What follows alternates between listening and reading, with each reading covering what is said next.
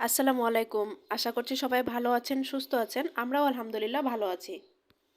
অনেক দিন পর আবারও নতুন একটি ভিডিও নিয়ে আপনাদের সামনে হাজির হলাম। তার কারণ রোজার ঈদ করতে চলে গিয়েছিলাম শ্বশুরবাড়িতে। আর সেখানে যেহেতু আমার খুব কম যাওয়া হয়, বলতে গেলে শুধুমাত্র ২ টা ঈদেই যাওয়া হয়। তো সেখানে গিয়ে আপনজনদের একটু বেশি করে টাইম দিচ্ছিলাম। আর সেভাবে কোনো ভিডিও করা হয়নি আর ভিডিও এডিট করা হয়নি। যার কারণে আপনাদের সামনে ভিডিও হাজির করা হয়নি। আর আমি যেহেতু আমার বাচ্চাকে একরকম এক জায়গায় একটা পরিবেশ থেকে অন্য একটা পরিবেশে নিয়ে যাই, তো সবসময় চেষ্টা করি যে পুরোটা টাইম ওকে দেওয়ার জন্য। আর তার সাথে সাথে আলসেমিটা তো আছে, আলসেমির জন্যই আসলে ভিডিও করা হয়নি। এজন্য তেমনভাবে ভিডিও আপলোড করতে পারিনি। যাই হোক, আজকে অনেক দিন পরে আবারও একটি ভিডিও নিয়ে এসেছি। আশা করছি ভিডিওটি আপনাদের ভালো লাগবে। তো সকালবেলা এখানে আজকে সকালের নাস্তায় আমি রুটি বানিয়েছিলাম। আর গতকালকে বিকালের নাস্তার জন্য পায়েস বানিয়েছিলাম। তো সেটা দিয়ে খেয়ে নিচ্ছি। আর গতকালকের মাংসের তরকারি ছিল, তো রুটি, পায়েস আর মাংসের তরকারি দিয়ে আজকে আমাদের সকালের নাস্তাটা হয়ে যাবে। আর আজকে আমরা নেত্রকোনা গিয়েছিলাম, ওখানে বিখ্যাত এক নামকরা মানুষের ব্যক্তির আর কি মাজার আছে, তো সেটা দেখার জন্য। আসলে এখানে আমাদের যাওয়ার কথা ছিল না। সকালে নাস্তা করার পরে আমি ফ্রিজ থেকে মাছ বের করেছিলাম, সাথে আরও টুকিটাকি তরকারি বের করেছিলাম দুপুরে রান্নার জন্য। কিন্তু হুট করে সিদ্ধান্তটা হয়ে গেল যে হ্যাঁ, আমরা যাচ্ছি। তো সেই জায়গাটায় একসাথে আমরা অনেকজন যাচ্ছি। পুরো আমরা একটা বাস ভাড়া করেছিলাম, তো পুরো এক বাস মানুষ। সেখানে আমরা যাব মাজারটা দেখতে। তো এই তো এখন বাসে উঠে পড়েছি। আর বাসে উঠার কিছুক্ষণ পরে আমার মেয়ে ঘুমিয়ে গিয়েছিল। আর সাথে তো জানালা দিয়ে বাতাস আসছিল, ভালোই লাগছিল। গরমকালে আসলে কোথাও জার্নি করতে গেলে এই একটা জিনিস ভালো লাগে যে বাতাসটা একটু গায়ে লাগে।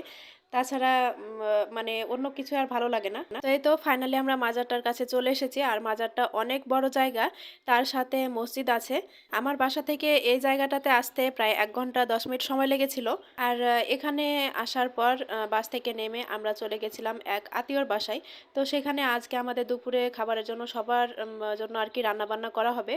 এখানে বিরিয়ানি রান্না হচ্ছে আমাদের সকলের জন্য। আর আমার মেয়ে তো খোলামেলা জায়গা পেয়ে একটু ঘরে বসে থাকবে না। আর এটা যেহেতু একটা গ্রামের বাড়ি ছিল, তো গ্রামের বাড়িতে এই বাড়িটাতে হাঁস মুরগি সব কিছুই মানে ওনারা পালে।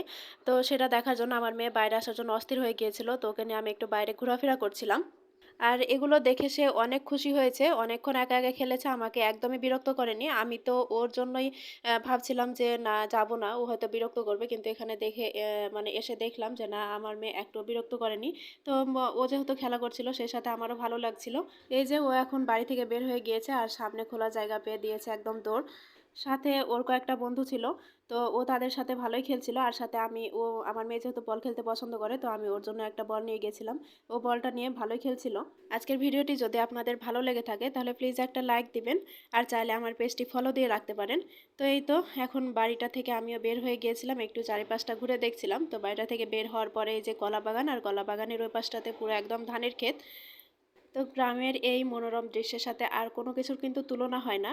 আমার কিন্তু গ্রাম খুব ভালো লাগে। আজকের ভিডিওটি এ পর্যন্ত। সবাই ভালো থাকবেন, সুস্থ থাকবেন। আল্লাহ হাফেজ। আসসালামু আলাইকুম।